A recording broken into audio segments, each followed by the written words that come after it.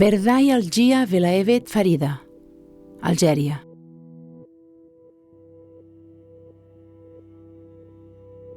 Després que li deneguessin el visat 3 vegades, el meu fill Marwan va decidir intentar creuar el Mediterrani en pastera fins a arribar a Itàlia.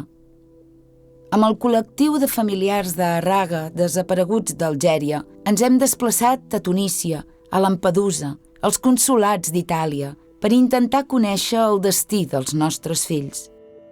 Fins ara, les administracions no ens donen respostes i sentim que els governs europeus no tenen cap voluntat d'ajudar-nos a trobar respostes.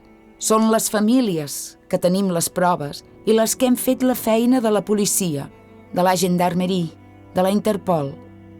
Marwan tenia 26 anys quan va sortir d'Algèria i encara que estic convençuda que és a la presó a Tunísia, no en tenim cap prova. Les famílies continuarem buscant, on sigui.